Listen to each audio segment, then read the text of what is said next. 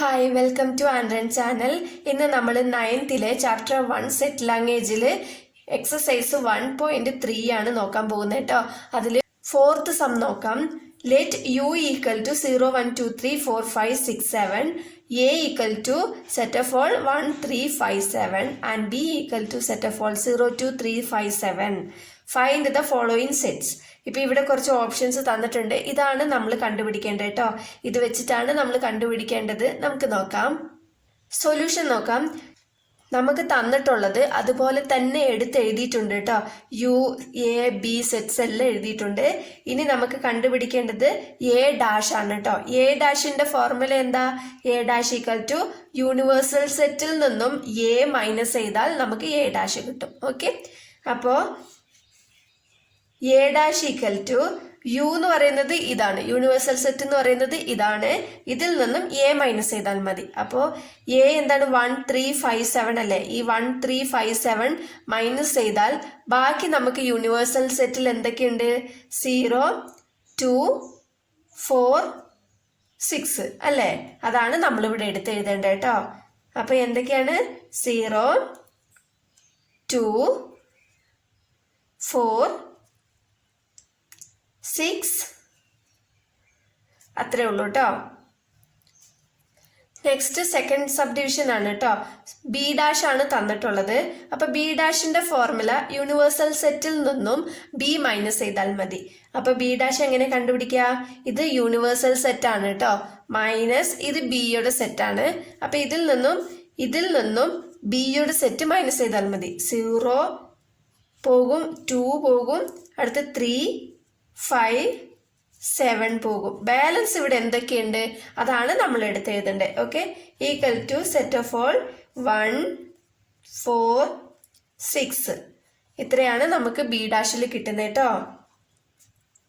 Next third sub division A dash union B dash. നമ്മൾ A ഡാഷും B ഡാഷും കണ്ടുപിടിച്ചല്ലോ. അപ്പൊ അത് അതുപോലെ തന്നെ നോക്കി എഴുതിയാൽ മതി കേട്ടോ. അപ്പൊ ഇത് രണ്ടും യൂണിയൻ ചെയ്യുക എന്ന് പറയുന്നത് എന്താണ്? രണ്ടും ചേർത്ത് എഴുതിയാൽ മതി. ഓക്കെ, അപ്പൊ A dash union B dash equal to 0 1 2 3 ഇല്ല, 4 5 ഇല്ല, 6. ഓക്കെ, റിപ്പീറ്റ് ആകാൻ പാടില്ല, അത് മാത്രം ശ്രദ്ധിച്ചാൽ മതി. ഇത്രേ ഉള്ളൂ. നെക്സ്റ്റ് ഫോർത്ത് സബ് ഡിവിഷൻ ആണ് A dash intersection B dash. അപ്പൊ എ ഡാഷും ബി ഡാഷും ഇവിടെ എഴുതിയിട്ടുണ്ട്. ഇതിലും രണ്ടിലും പൊതുവായിട്ടുള്ള എലമെന്റ് മാത്രം എടുത്ത് എഴുതിയാൽ മതി കേട്ടോ. അപ്പൊ എന്താണ് പൊതുവായിട്ടുള്ള എലമെന്റ്? 0 ഇവിടെ ഉണ്ട്, പക്ഷെ ഇവിടെ ഇല്ല. 2 ഇവിടെ ഉണ്ട്, ഇവിടെ ഇല്ല. അപ്പൊ 4 ഉണ്ട്, ഇവിടെയും 4 ഉണ്ട്. 6 ഉണ്ട്, ഇവിടെയും 6 ഉണ്ട്. ഓക്കെ, അപ്പൊ ഈ രണ്ട് എലമെന്റ് ആണ് ഉള്ളത്. അപ്പൊ 4, 6 ഇന്റർസെക്ഷൻ എന്ന് പറയുന്നത് രണ്ടിലും പൊതുവായിട്ടുള്ള എലമെന്റ് എടുത്ത് എഴുതാനാട്ടോ. ഇത്രയേ ഉള്ളൂ. Next fifth one A union B whole dash. A union B whole dash. ഇപ്പോൾ ഇതിൽ നമുക്ക് ആവശ്യമുള്ളത് യൂണിവേഴ്സൽ സെറ്റ് വേണം, എ വേണം, ബി വേണം. ഓക്കെ, ക്വസ്റ്റ്യനിൽ തന്നിട്ടുള്ളത് അതുപോലെ തന്നെ എടുത്ത് എഴുതിയിട്ടുണ്ട് കേട്ടോ. ഇപ്പോൾ എ യൂണിയൻ ബി ഹോൾ ഡാഷിന്റെ ഫോർമുല എന്താ? യൂണിവേഴ്സൽ സെറ്റിൽ നിന്നും എ യൂണിയൻ ബി മൈനസ് ചെയ്താൽ മതി. ഓക്കെ, അപ്പോൾ എ യൂണിയൻ ബി ആണ് നമ്മൾ ആദ്യം കണ്ടുപിടിക്കേണ്ടത്. ഇപ്പൊ എ യൂണിയൻ ബി എന്ന് പറയുമ്പോൾ എയിലും ബിയിലും നോക്കുക, രണ്ടും ചേർത്ത് എഴുതുക കേട്ടോ. 0 1 2 3 4 ഉണ്ടോ? ഇല്ല. 5 6 ഇല്ല, 7. എ യൂണിയൻ ബി നമുക്ക് കിട്ടി. ഇനി A union B whole dash equal to universal സെറ്റിൽ നിന്നും എ യൂണിയൻ ബി മൈനസ് ചെയ്താൽ മതി. അപ്പൊ എന്താണ് മൈനസ് ചെയ്യേണ്ടത്? ഇപ്പൊ എ യൂണിയൻ ബി എന്ന് പറയുമ്പോൾ 0 ആണ്. അപ്പൊ ഇവിടെ 0 മൈനസ് ചെയ്യണം. ഇവിടെ 1 ഉണ്ട്, 1 മൈനസ് ചെയ്യണം. 2 മൈനസ് ചെയ്യണം. 3 മൈനസ് ചെയ്യണം. 4 മൈനസ് ചെയ്യണ്ട അല്ലെ, ഇവിടെ ഇല്ല. 5 മൈനസ് ചെയ്യണം. 7 മൈനസ് ചെയ്യണം. ഓക്കെ, അപ്പൊ ബാലൻസ് ഇതിൽ എന്തുണ്ട്? 4 ഉണ്ട്, 6 ഉണ്ട്. അപ്പൊ A union B whole dash നമുക്ക് എന്താ കിട്ടിയേ? 4, 6. അടുത്തത് സിക്സ്ത് സബ് ഡിവിഷൻ ആണ് കേട്ടോ. A intersection B whole dash. ഇപ്പോൾ ഇതിൽ തന്നിരിക്കുന്നതെല്ലാം എടുത്ത് എഴുതിയിട്ടുണ്ട്. നമുക്ക് എ ഇന്റർസെക്ഷൻ ബി ഹോൾ ഡാഷിന്റെ ഫോർമുല എന്താണ്? യൂണിവേഴ്സൽ സെറ്റിൽ നിന്നും എ ഇന്റർസെക്ഷൻ ബി മൈനസ് ചെയ്താൽ മതി. ഓക്കെ, അപ്പൊ ഫസ്റ്റ് നമ്മൾ എ ഇന്റർസെക്ഷൻ ബി കണ്ടുപിടിക്കണം. എ ഇന്റർസെക്ഷൻ ബി എന്താ? എയിലെയും ബിയിലെയും പൊതുവായിട്ടുള്ളത്. എയിലും ബിയിലും പൊതുവായിട്ടുള്ളത് ഏതാ? 3 ഇവിടെയുണ്ട്, ഇവിടെയുണ്ട്. ഓക്കെ, 5 ഇവിടെയുണ്ട്, ഇവിടെയുണ്ട്. 7 ഇവിടെയുണ്ട്, ഇവിടെയുണ്ട്. അല്ലേ? രണ്ടിലുള്ളത് 3, 5, 7. ഇനി നമുക്ക് യൂണിവേഴ്സൽ സെറ്റിൽ നിന്നും ഈ എ ഇന്റർസെക്ഷൻ ബി മൈനസ് ചെയ്താൽ നമുക്ക് A intersection B whole dash കിട്ടും.